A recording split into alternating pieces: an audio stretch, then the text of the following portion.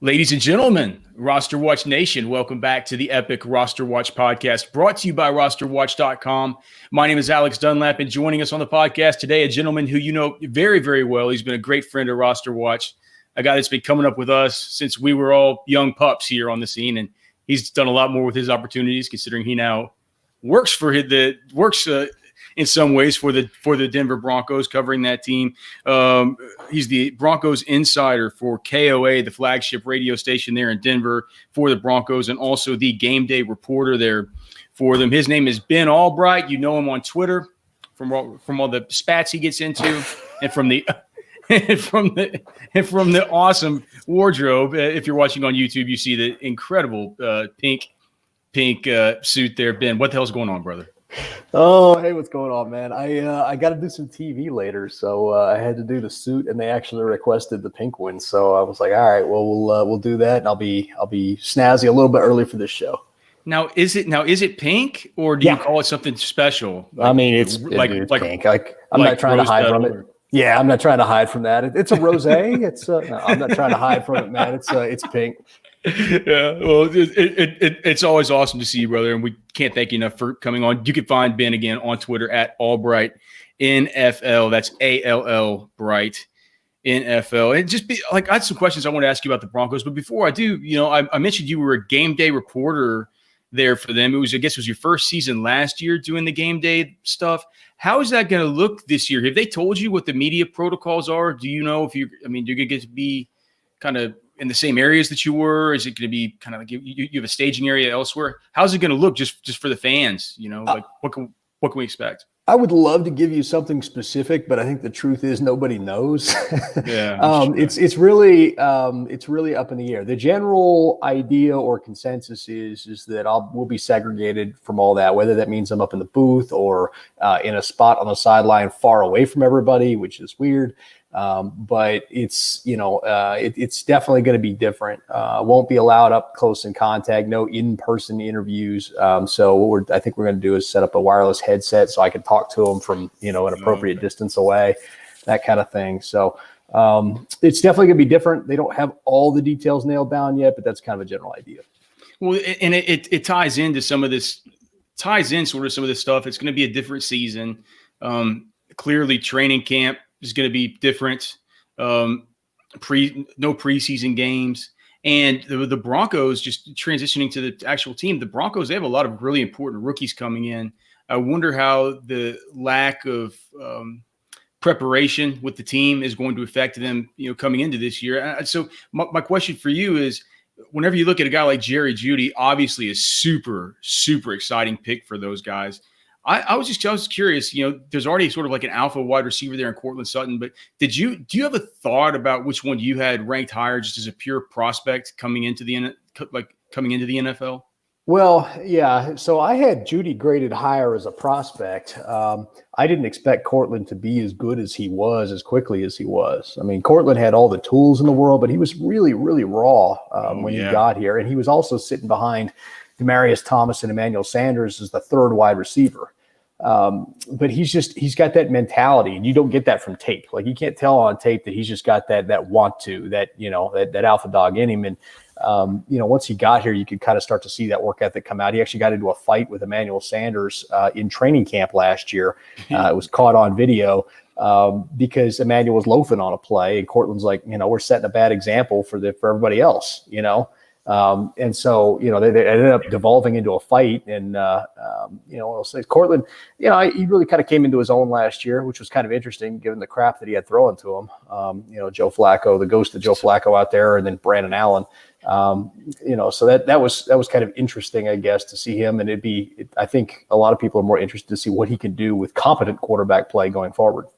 Yeah, and what I'll say about Courtland Sutton too is, you've obviously gotten a really, really close-up look to him, a really close-up look at him during his first couple of years as a pro. But we even noticed it just at his pro day, the way that he just accepted, because Jason Garrett was running that pro day, and the way that he accepted coaching through the course of the day, how there's just something, when you go to enough of these things, you go enough to these workouts, you can see the guys that are really hungry for instruction.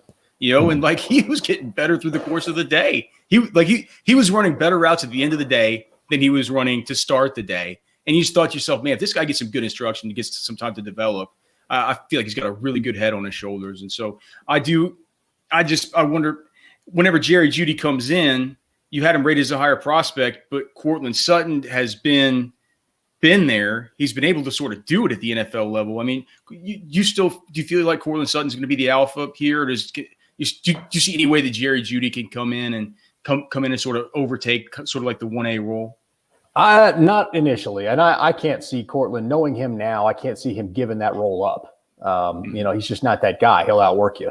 And that's kind of his thing. We had him out. We do a Monday nights at Buffalo Wild Wings kind of thing with a Broncos player. We had him out there for that. And, just being around that guy, I was like, man, I want to go be a receiver with this guy. He's just he's one of those guys that motivates, let's get out there and work. Let's do it. Let's go, let's go. And so I can't see him ceding that role. I think, honestly, the Broncos are going to surprise people with the lineup that they roll out initially this year, because I think most people are expecting it to be Sutton, Jeudy, and Hamler, and I don't think that's going to be the lineup they roll out with. I think the outside receivers are going to be Sutton and Tim Patrick, and Jerry Jeudy will initially be in the slot, and then they'll rotate Hamler through there. So I think Tim Patrick is the wide receiver a lot of people are sleeping on with this Broncos team. Jeudy will get plenty of targets, but I think the two targeted guys that are going to be targeted the most are actually going to be Courtland Sutton and Noah Fant, and then Patrick and Jeudy will mop up on the backside. So you like Fant to take a second year step then? Yeah. He was highly productive down the stretch last year, especially once Drew Lock got in there. Once that Cleveland game rolled around, that was where he kind of took into his own and got some confidence. And then after that, he was just a different animal. He still needs to learn to track the ball a little bit better in the air. But if you put the ball in his hands and let him create, he'll either run over you if you're a corner or run past you if you're a linebacker. And we saw a lot of that last year. And then the Shermer offense, they love that tight end screen. So he figures to be highly productive this year. That's just and when he gets the ball, and like the issue with him coming in was the drops. But when he gets the ball in his hands, dude, he showed us on a couple of those plays last year with the run after catch. He's big and he is fast. If you were literally standing on the sideline and you had that guy just run into you, coming as you were just standing there and not really prepared for it, being a man that big and that fast, like that could literally kill you. He's a truck, but he can move. And I don't know if, he had the chemistry developing with Drew Lock last year. Do you think that the fact that they drafted AlbertO, maybe he might have some built-in chemistry there with Drew Lock from college? Do you think, and can you pronounce AlbertO's last name yet? Or are you still working on it? Albert Okwuegbunam. That's okay. We've been working on that for a while. He had to sit there with me for like 20 minutes while I butchered that. But hopefully we don't have the outtakes from that. But I don't think AlbertO is going to vulture in this year. I think long term he will, but I don't think he will this year. They went out and they signed Nick Vannett and paid him a bunch of money. And I think tight end 1 and 2 are going to be Noah Fant and Vannett, who will be more the blocker, and then you'll have Okwuegbunam in 3 tight end sets or any 2 tight end sets where they're trying to stretch the field either horizontally or at the goal line. He'll come in there and run those crossers with Fant, and see which one of them gets open. But I don't think I don't think a lot of these. It's interesting because everybody's excited about all the rookie skill position players that they have, but I don't think those guys are necessarily in for huge productive years. If you're a dynasty fantasy football player, I would suggest big investment. But if you're a 1-year player, I don't think this is the year for those guys. I think Hamler, Okwuegbunam, those guys, great long-term futures, but I just don't feel like they're going to have a large impact this year. Is there any way for Jeudy to be viable, or do you put him in a different category than? No, he will be. It's just going to take him a little bit to get up to speed, and you know how it is with young wide receivers. Yep. Typically, it's year 2 before they hit their stride. But with Jerry Jeudy, I think he's something special because he's already got the route running down. I think that looking at him and talking to people, his main thing that he's going to have to learn for the NFL is how to beat the press. He never had to deal with that at Alabama because if you pressed a Bama receiver, there was going to be 3 other ones wide open streaking down the field. You just couldn't do it. Right. So. I think that's going to be his problem. That's why I think what the Broncos are going to do this season is operate him out of the slot early on. That way he doesn't have to get pressed and he can get used to it. You got Tim Patrick and Courtland who have big size on the outside. And I think that's the direction they're going to go initially. Now, I think they'd like to have a lineup that has Courtland Sutton and Jerry Jeudy on the outside with Hamler in the slot, but I think that's probably a year away.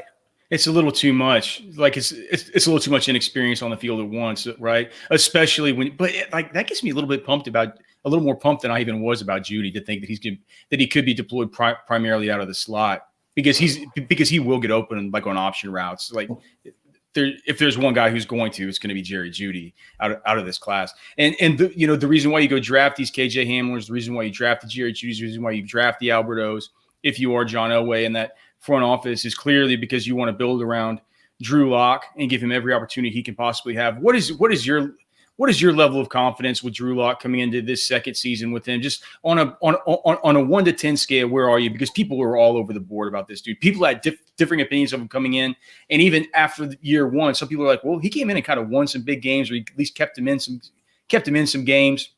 Got a lot more out of some of the surrounding cast than they would have expected. And some people were saying, well, look, if they give him another, this year, people are going to have tape on him. Like, what side of that do you fall on? Well, I was a big Drew Lock fan coming in. And so for me, you were. The Broncos drafted him. Before the Broncos even took him. Yeah. Yes, before the Broncos even took this guy. Yeah. So for me, it was super exciting from that regard. I'm not saying that there's a running bit on our show where we're building a golden statue of Drew Lock already outside the stadium that's half man, half horse. I'm not saying that that's a thing, but it's kind of a thing. I think this kid has all the talent in the world, but he's got it upstairs. That's the main thing is, he excites you and you want to go play for him, first of all. But beyond that, we had a chance to talk to him at the Senior Bowl. I pulled him aside private about 10 minutes and sat down with him. And I was like, it changed my opinion completely, because I was looking at the kid on tape and I'm like, man, you've got some mechanical issues. Your footwork is sloppy. You get lazy and you drop your arm sock and you just try to sling it in there, that kind of stuff. We'll talk to him, and we pull up the tape. We're looking at this, and he's like, I totally do that. He's like, but I knew I could get away with it here, blah, blah, blah. But he's like, but I'm trying to work on muscle memory so I don't do that. He's like, but in the time, you're trying to win football games. And then he goes through breaking the play down and how he knew where the guys are going to be and everything else. This dude is an obsessive football learner. Reminds you of like Peyton Manning in that regard. And I hate to invoke that name, but it does. Right. It kind of reminds you of that. And so, I think he's got all the tools in the world. He's got it all upstairs. The question is, can he put it all together? Can Drew Lock and the guy that Drew Lock could be, can they meet? Because if they do, you're going to have a hell of a quarterback. And, I thought he looked pretty good last year. He got held back by his offensive coordinator quite a bit. Rich Gangarello, one of the most conservative offensive coordinators in the league, which is kind of why he's not there anymore. It was great. Rich Gangarello was brilliant on the script. You go look at the Broncos last year, they were a top 9 offense on the script and a bottom 5 offense off of it. And that's part of the problem is he tried to hold Drew Lock back. You go back and look at the first half of the Chargers game. They blew the doors off him, and then they just ran the ball and let the Chargers back in it. You go back and look at the Texans game, blew the doors off in the first half. Then Scangarello scaled it back. And I think outside of that Chiefs game, which was played in a blizzard, I thought he had a pretty good first 5 games. We'll see if he's able to carry that forward, but I think he will. I am very high on him. The main thing he's got to do is clean up that footwork, though. He has some sloppy feet. And it does lead to some poor throws. Do you think because you said you told, and I have no doubt that you said it to him exactly like that at the Senior Bowl. I've heard you interview these dudes, but like, did it get better? Did it get better this year? Like have you seen improvement? Is there anything with the feet and with the way that the feet are connected to the arm within the motion that you saw at least improve a little bit last year to make you think that coming into this year, there's room for more improvement, or like this is a kid that can actually learn? Well, you definitely see it, especially at the beginning of the game where he's concentrated on that. The key is having that whole game follow through. And you know how it is. You get tired, you've been out there all day. Oh, yeah. The oxygen starts to flow a little bit. You fall back into those bad habits. And if you want to see the sloppy footwork, go look in the fourth quarter of every one of those games, because at that point he's back on muscle memory, not concentrating on keeping his feet where he should. That's what happens. So if you can put together complete games where he's remembering, hey, I got to do this. It starts with the feet. I got to get that down. Then I think that lends to he at least understands that there's a problem with making an effort. He's just got to remember to do that the complete game and not just when he's got all the oxygen at the beginning. As you examine the roster and you look at the Denver Broncos, you think that this is a team that could have some sneaky pieces in place to be a really good running team. It could be a good, very good defense. I'd like to ask you about the offensive line, who I don't know if I'm crazy but just as far as the running game. Is this going to be a running back by committee after they've brought in Melvin Gordon? Where does this leave Phillip Lindsay? And I'm assuming that Royce Freeman is just dead to the Broncos at this point. I mean, is Is that about right? I mean, and then how do you feel about Melvin Gordon? Clearly, they're paying him a whole lot of money. Doesn't seem he's a pretty good receiver out of the backfield. He's done pretty well here in this AFC West. What do you think? How's that backfield split gonna look? I think it's probably going to be about a 60-40 split in favor of Gordon. 60-40? Huh. Yeah, I think it's going to be a fairly even split. I think that, if you go back and you remember the Texans when they had Arian Foster and Steve Slayton, you kind of look at something similar to that. The reason that Melvin Gordon was brought in is because Royce Freeman was designed to be the situational football guy, the guy who could pick you up tough short yardage, goal line type stuff, and he was unable to do that. Royce had great hands out of the backfield, but when it came to situational running, he just wasn't able to do it. Melvin Gordon, by the way, number 2 in the NFL in the last 2 years over those in those situations, in 3rd and 2 and less, or goal to go type situations. And so the Broncos lost a lot of drives because they were unable to pick up those yards. You go back and look at 3rd down situations, 3rd and 2, and you look at the weird plays the Broncos were trying because they knew they couldn't get it with the run game, running tight end reverses. Emmanuel Sanders on an end around. Yeah, they had the weirdest 3rd down plays that you've ever seen, just because they knew they couldn't get it with the running backs. That's why they brought Gordon in. Gordon's never blown the doors off anybody with his per carry average, but he's consistent and he'll get you yards, And so that's kind of the reason that he's there. I think what you're going to see is a situation where Melvin Gordon starts the game off. He's there for situational football. And then Phil Lindsay's probably going to be the main guy in the 2nd, 3rd quarter. You'll start the game off with Gordon to get them that tired. You bring Lindsay in when they get a little gassed to come in and give you that extra 6-man kind of burst of energy. And then in the 4th quarter, when you go back to salt it away, it's probably going to be Melvin Gordon. Now, in the pass game, you'll probably see Lindsay motioned out, split out wide a little bit at times. They'll move him all over. But, in the end, I think you're going to see a pretty even split. And from what I understand, they've got a special package back there. It's a gun 2-back set that features both of them. So they're excited to kind of roll that out as well. That's a bunch of really good inside info there. And the two things I think about when I think about it is like, geez, Royce Freeman turned out to be like the exact opposite of what they hoped. He get a guy who could, it's like all of his skills are like the opposite of what they wanted, and all of his shortcomings are like the opposite of what they figured they would be. It's crazy. And then the other thing is, I think that if this is a 60-40 split, Melvin Gordon could be being overdrafted in fantasy right now, because people are not expecting it to be that big of a committee. I think that a lot of people are saying, man, they're not paying Melvin Gordon $8.5 million per year to come in and to come in and split carries. So that'll be something to keep an eye on for sure. I mean, if Ben's saying that Philip Lindsay's a dude who's still in the plans, that's something I'm going to take to the bank for sure. Let's see. What about, I mentioned it earlier, the pieces coming together as far as the defense, the offensive line, though. Is the offensive line because I look at it, I loved Lloyd Cushenberry.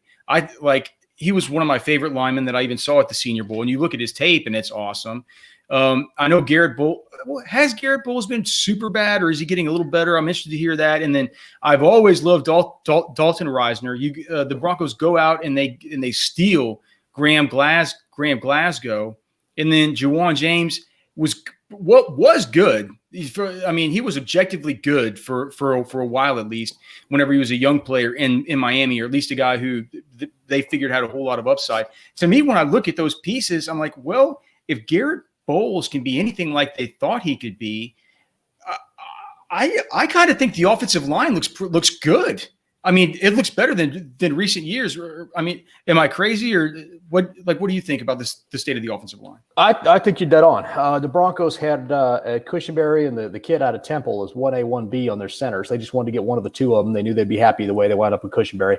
Reisner's been a stud at left guard, an absolute star. He's going to be an 8-time Pro Bowler if he can stay healthy. That kid is good. You'll love to hear it. Yeah, and he's I'll tell you what. I'll tell you a story about Dalton Reisner real quick. He's an awesome dude. Yeah, that's exactly what it is. I'll tell you a story about him real quick. We're talking about the Buffalo Wild Wings thing. We had him out at Buffalo Wild Wings one night or whatever. Most of these guys, they have an hour appearance. They come out, collect their fee, answer questions, and they leave. Dalton Reisner, after he got done, stood up and took the time to go around the restaurant and shake the hand of every single person in that restaurant and thank them for coming out and seeing him. And I've never seen anything like that before. He's just one of those guys who gets it. You can see it. You can see it. I mean, that's just – yeah. Glasgow, I think he's going to be a big improvement on Ron Leary. Leary was washed last year. It was sad to see. He just wasn't the same player as he used to be. So I think Glasgow gives him, A, some versatility along the interior of that line, and B, somebody who's reliable that they can go to at the right guard position. The right tackle, Juwan James. Miami, I talked to people when the Broncos signed him, and down in Miami, they were like, well, it's an odd year, so he's probably not going to play this year, but when it's an even year, he'll show up, and he'll be very good and give you just enough hope. So 2020 is an even year. We're hoping he shows up this season and decides he wants to play. If not, Elijah Wilkinson will be the tackle over there. And they like him a lot. He's kind of a swing tackle. And then Garrett Bowles, you mentioned him. And it's interesting because Garrett, the light bulb finally came on, I think, for Garrett Bowles last year. He recognized he wasn't playing up to the level he needed to. He went outside the organization and hired a former offensive line coach to go over tape with him in after hours. And you saw the results of that over the final 5 games. He had 3 total penalties, 2 of which were actually, one was ticky-tacky, one was legit, and one was an unsportsmanlike where he decked somebody because he let his attitude get the better of him. But he had no holding penalties over the final 5 games. I think he allowed 1 sack total over the final 5 games of the season when Drew Lock was in there. And so the Broncos and Mike Munchak are really hoping that Garrett Bowles that showed up over the final 5 games is going to be the Garrett Bowles this year. They declined the 5th-year option, but if he plays the way that he did at the end of last year, they will extend him. He's a mean son of a bitch. And whenever you have a guy like Munchak, who's arguably one of the best, I kind of even forgot in my analysis that he's the offensive line coach. That makes me even a little bit more bullish on what that group can do. So something to keep in mind. A good defense, a defensive-minded head coach, a good offensive line, a big stable of running backs, and the fact that probably the front office and the coaching staff would love to do anything that they can to help their young quarterback succeed. And one of a young quarterback's best allies is a good, solid running game. So just putting things together that Ben's saying, it maybe a little bit bullish on that run game. Just figuring out who's going to get the touches is going to be our issue. Ben, can we just look a little bit around the AFC West? I know that you're, in addition to being a Broncos guy, you're at all the offseason events. You're a draft analyst too, and so you watch all these players come up. I just like to get your thoughts on some of these guys. So let's talk about just a few situations on the Raiders before I let you get out of here and get on to your other TV stuff. What about Henry Ruggs? Does he become the instant wide receiver 1 for those guys? And what was your book on him coming out? I loved him. Henry Ruggs was Bay for me. I was hoping he'd wind up with the Broncos, and I can tell you he would not have gotten past the Broncos if he'd gotten there. The Broncos expected the Raiders to take Jeudy, and they thought they were going to get Ruggs, to be honest with you, internally. So it could have been a lot. It would have been interesting to see how that shook out had that gone in the down the line, how that would have affected things. But I'll say this. Henry Ruggs probably going to play on the slot for the Raiders. John Gruden likes those big bodies on the outside. What he likes to do is he likes to run slants off the outside and then have that slot guy run vertical. If you remember back when he was with the Bucs, that was Keyshawn, Keenan McCardell, and Clayton that they used to do, and Ruggs will take that Clayton role. If you want to go back further, when he was with the Raiders the first time, and you had Jerry Rice and Tim Brown on the outside, and then you have Jerry Porter running those slots. Think of Ruggs in that role. Forget old 84 Jerry Porter, right? Yeah, and then nobody ever heard from him again. Mm-hmm. No, it was. I think that. I think that's the role he's going to have right away. Now, whether you call that wide receiver 1 or whatever, I don't know. In terms of productivity, he's going to be a feast or famine guy. I think in his year 1, you're going to see games where he puts up insane numbers, and then you're going to see games where he's just not there. It's kind of like the Will Fuller thing, where you have games where he just puts up 200 yards and 2 touchdowns, and you're like, thank God I had him. And then you come in the next week and you've got 34 yards and no touchdowns, and you're like, what am I doing? And so I think that's going to be the scenario with Ruggs early on, is you're going to have situations like that where it's volatile. If you catch him on the right day, you're going to get big production. If you don't, you're going to wind up slapping yourself saying, what was I thinking? He's going to be boom or bust. Some with that speed, when it goes boom, it could go boom. It could go boom big time. Hey, do you think that he's just, as an aside, does everybody in the AFC West just kind of want their own Tyreek Hill? Yes. Maybe that's the Ruggs and the Hamler and just. Yes. If you got to play against Tyreek Hill twice a year, you understand the need to have a Tyreek Hill on your team. I can tell you, like that. Tyreek Hill's fast, all right, but you can't truly appreciate his speed until you've been in the stadium with him, watching him boat race guys. Like the minute that you see him blowing by Olympic caliber athletes, like they're standing still, then you're like, this is just unfair. Like, what am I supposed to do here? I got a guy jamming him at the line. I got another guy shading him through the zone, and I got a guy over the top, and I still can't cover him. What about Josh Jacobs? Whenever you look at him, do you think he's even a special back? I mean, there are people on Twitter that show these clips of him that say, like, you just look at him, look at what he's able to do. he's obviously a top 5 back in the league, et cetera, et cetera. But then you have Mayock at the combine saying that they're planning on unleashing him this year in the passing game. He talked about it after the draft. One of the reasons is they really like him as a receiving option, the way that he could be used as a 3-down back. But then, they go and they draft Lynn Bowden Jr. and they say they're going to play him as a running back. Did they re-sign DeAndre Washington or Jalen Richard? I forgot. Yeah. They re-signed one of them, and who's basically a pass-catching specialist. It feels like they think that Josh Jacobs is still going to be a between-the-tackles grinder in year 2. What do you think about him? Do you think he's going to be a good pick for fantasy? And just overall, do you think he's the special back that everybody was hoping for whenever he came out? I think from a fantasy perspective, yes. I think from having him in a real world perspective, I'd be a little more leery of calling him a special back. John Gruden likes those guys that can catch the ball out of the backfield. You go back and look at the backfields that he's had historically. He's had guys that can grind between the tackles, but they have to have the ability to catch outside. You look at the Raiders when he had, was it Garrison Hurst and Charlie Garner? He had out there for a while, another guy who could do that. Then you go back over, look at the Bucs. They had Allstott. They had Warwick Dunn, Michael Pittman, guys that could get out there and do those kinds of things. And so I think that, if you've got the ability to do both, you'll do well for Gruden. I think Jacobs is going to vulture a lot of touchdowns, specifically in the goal line area. I think he reminds me more of Marion Barber than anybody else. I mean, he's a guy that's aggressive. He'll seek contact out. He'll put the strength on you. Doesn't have that third gear to get downfield, but he'll get larger runs than he should because he's breaking tackles.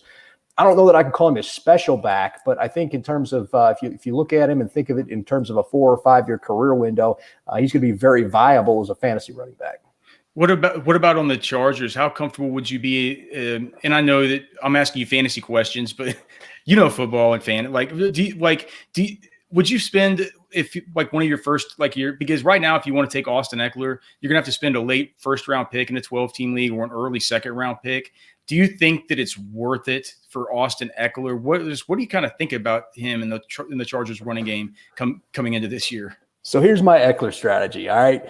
If you can get him in the late 1st or early 2nd, go ahead and snap him up because he's going to be highly productive early on. And running lanes are going to be there because the 2 quarterbacks they have are going to open running lanes. The guys that can move with their legs are going to open run lanes for the running back, right? My plan with Ekeler is to get to about week 3 or 4 and sell high. Because Ekeler wears down over the course of a season. I saw him play out here. He plays college ball and high school ball out here in Colorado. I saw him play. He wears down over the course of a season. And he's going to start off hot and the production's just going to kind of slowly fall off after a while. So if you've got the chance to get an Ekeler and you can ride him 3 or 4 weeks and get that production and then turn around and trade him for something you really need and multiply your assets, I think if you're a fantasy player, it's probably the way to approach it. Oh, well, there you go. You get the fantasy analysis, the deep macro fantasy analysis here from Ben Allbright. Okay, and you mentioned the quarterbacks, Tyrod Taylor, of course, Justin Herbert. If I gave you an over/under of 9.5 games, would you take the over or the under as far as the games it'll take for Herbert to be out there on the field for the Ty God? Normally, I would take the under. In this particular instance, I would say that number is probably about right. Whenever the Chargers are eliminated, that's when they'll start. Herbert. The thing about Tyrod Taylor is Anthony Lynn's got a relationship with him dating back to when they were at Buffalo together, and so I think that he's going to ride him a little bit longer than he probably normally would anyone else. Lynn's a very loyal guy, and so to a fault. And so I think that if you're a Herbert person, don't expect this year for him to start as early as you think he will, unless Tyrod gets hurt. Fair enough. Okay. Last couple questions here before I let you get out of here, Ben. Let's go to the Chiefs. What about Clyde Edwards-Helaire? People are super excited about him in fantasy drafts. He's going really just a little bit after Austin Ekeler. Basically, people are having to take him with their 2nd pick in 12-team leagues, or maybe if they get lucky and they're targeting him, sometimes he'll fall to your 3rd pick.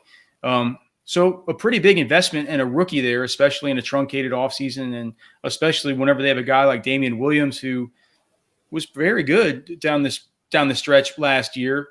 On the other hand, you have